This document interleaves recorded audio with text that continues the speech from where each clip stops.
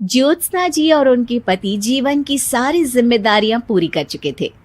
पैसे की कोई कमी नहीं थी, तो घूमना फिरना भी लगा रहता था।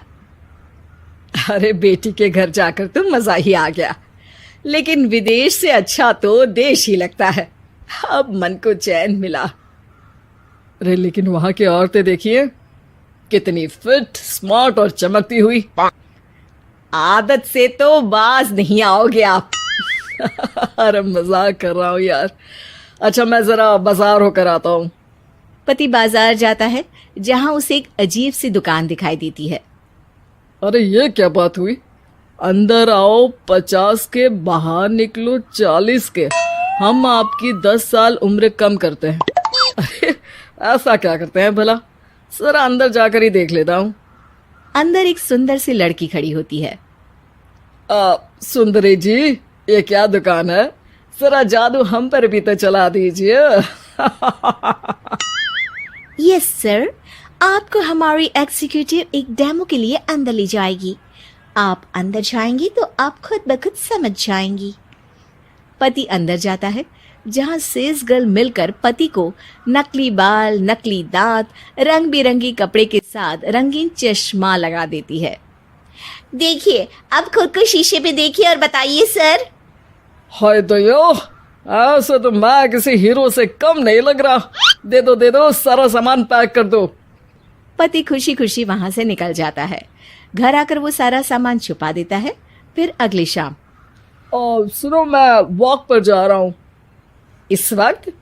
अरे नाती पोतों को वीडियो कॉल करके बात तो कर लो।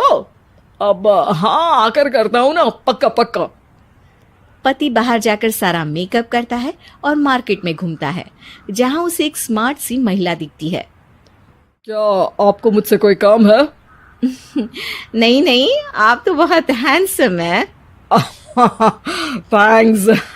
वैसे आप भी कम नहीं है। वैसे क्या उम्र होगी आपकी? लगता कितने का हूँ? 40 के तो पूरे लगते हैं। अब क्या था, 50 साल के पति को कोई 40 का बोल दी तो।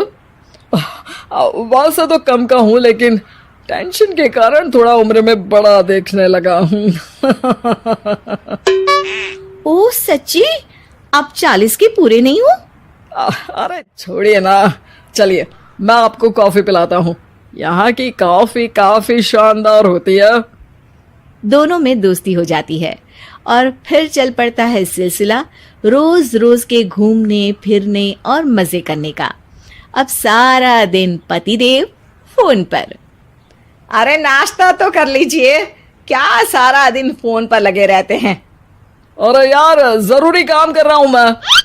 रिटायर हो, पेंशन मिलती है, कोई काम नहीं है, फिर कौन सा जरूरी काम आन पड़ा आजकल? अरे एक प्रोजेक्ट के सोशल नेटवर्किंग का काम है, उसी पर काम कर रहा हूँ। ठीक है, चलो अब नाश्ता कर लो, देर हो रही है।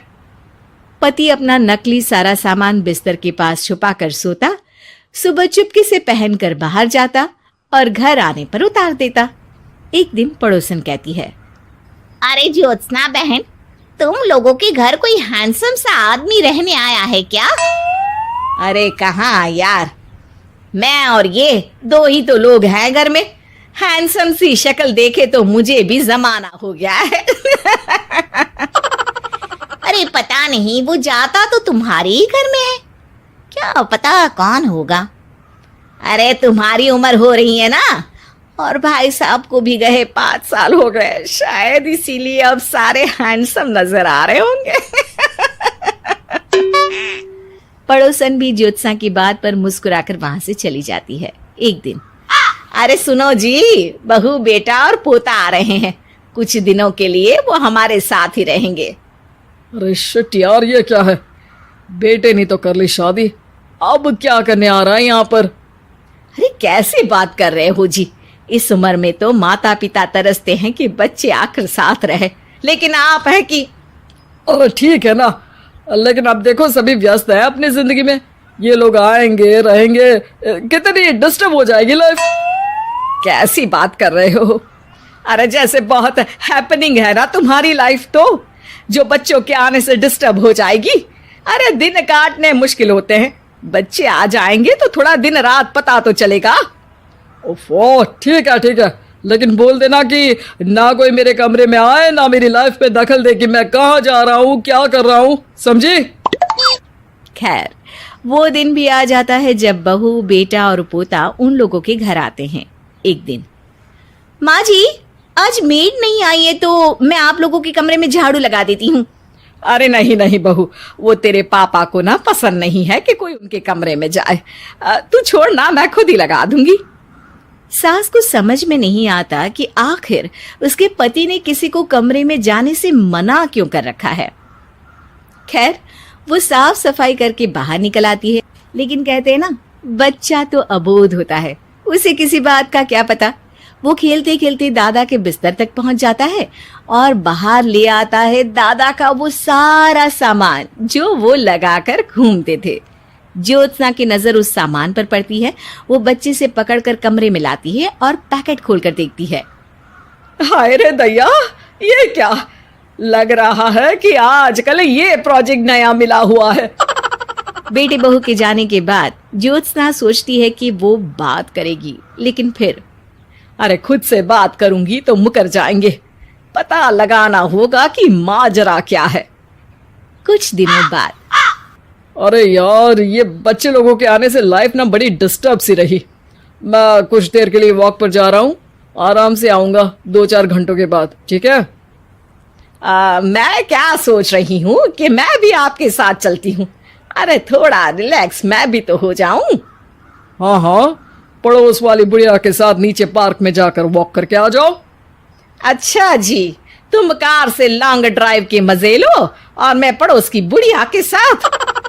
पति नहीं मानता और अपना पैकेट और कार लेकर निकल जाता है। रास्ते से वो उस महिला मित्र को फोन करता है। हाय ब्यूटीफुल, मैं कुछ दिनों के लिए आउट ऑफ कंट्री था, आज आ गया तो सोचा तुमसे मिल लूं। हाँ, क्यों नहीं, क्लब में आ जाओ। पति क्लब में पहुंचता है, सारा नकली सामान चिपका भी लेता है, लेकिन उसे पता नहीं होता कि ज्योत्सना ने सबका गोंद निकाल दिया है। ओ बेबी, मैंने आपको बहुत मिस किया। मैंने भी। लेकिन वो जैसे ही हंसता है, उसके नकली बाल गिरकर हाथ में आ जाते हैं, जिससे उसका सर गंजा दिखता है। ओ ये क्या! तभी उसका दांत भी हाथ में आ जाता है और ज्योत्सना के पति का सारा बुढ़ापा उसकी दोस्त के सामने आ जाता है। हे भगवान, अंकल जी कौन है आप? कैसी बात कर रही हो अंकल, मैं तो तुम्हारा दोस्त हूँ। अरे पर हो तो अंकल ही ना। नकली दांत, नकली बाल और क्या क्या नकली है। पति को गुस्सा आ जाता है। वो महिला के बाल पकड़कर खींचता है, जिसके बाद उसका बाल भी उसके हाथ में आ जाता है और महिला के सारे पके बाल सामने आ जाते हैं। ओह, तो तुम भी उसी दुकान से हो? जाओ 50 की निकलो 40 के। हाँ, बढ़िया आई मुझे अंकल कहने वाली। लेकिन ये समझ में नहीं आ रहा कि मेरे बाल और दांत बाहर कैसे आ गए। तभी वहां ज्योत्सना आ जाती है। जी, मेरी वजह से। चलिए इन आंटी जी को नमस्ते कहिए, फिर घर चलते हैं और वहां मैं बनाऊंगी आपको 40 का। Like, comment, and subscribe.